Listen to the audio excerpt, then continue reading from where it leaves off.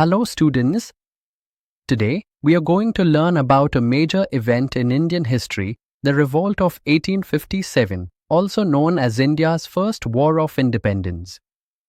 Different people have different views on it. British historians called it a Sepoy Mutiny. Indian historians described it as a national revolt. And Veer Savarkar called it the first War of Indian Independence.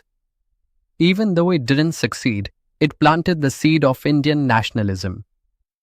Let's first understand the political reasons behind the revolt. The doctrine of lapse, introduced by Lord Dalhousie, stated that if an Indian ruler died without a male heir, the British would annex the kingdom. Many kingdoms like Satara, Jhansi, Nagpur, and Udaipur were taken under this policy. In 1856, Awadh was annexed on the pretext of misgovernance. This shocked the people.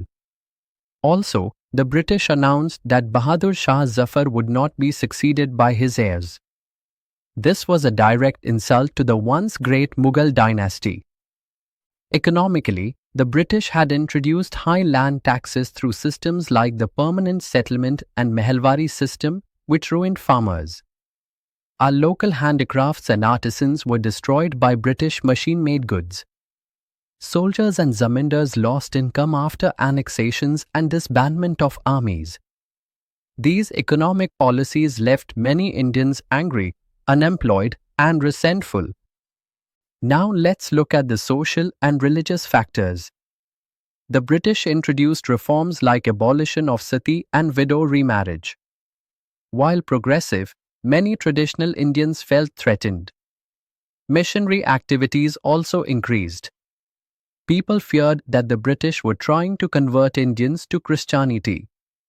There was also racial discrimination. Indians were treated unfairly in jobs, courts, and public spaces. Now, the army, Indian sepoys formed the bulk of the British forces, but they were poorly paid and treated as inferior.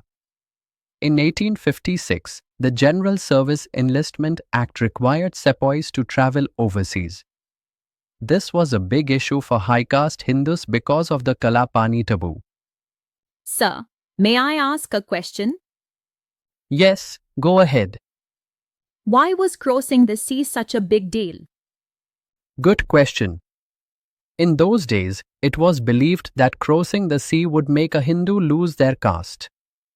So this rule hurt their religious sentiments. Now, the immediate trigger, the Enfield rifle. Its cartridges were rumored to be greased with cow and pig fat. Hindus considered the cow sacred and Muslims considered the pig unclean.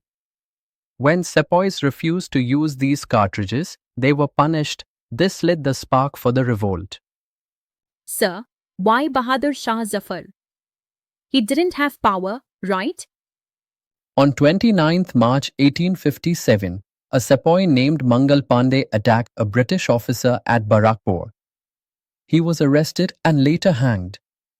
Then on 10 May, sepoys in Meerut revolted, killed their officers, and marched to Delhi. They declared Bahadur Shah Zafar as the Emperor of Hindustan. Now let's see who led the revolt across different regions. In Delhi, it was Bahadur Shah Zafar and Bakht Khan in Kanpur, Nana Sahib and Tansha Tope in Jhansi, the brave Rani Lakshmi Bai in Lucknow, Begum Hazrat Mahal and in Ara, Kunwar Singh, who led the fight even at the age of 80. Each leader rose in their own way, driven by the same desire for freedom. Now, why did the revolt fail? There was no central leadership. Every region fought on its own. Communication was slow and uncoordinated. The revolt was limited to North and Central India. The South and Punjab remained quiet.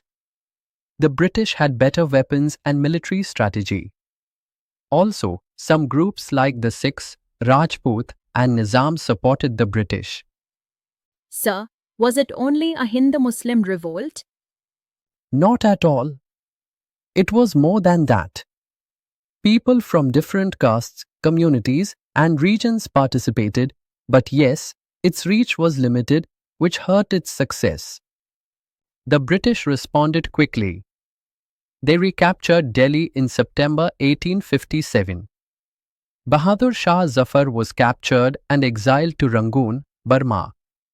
Key leaders were either killed in battle or executed. Rani Lakshmibai died fighting. Tansha Tope was captured and hanged. Kunwar Singh died from his wounds.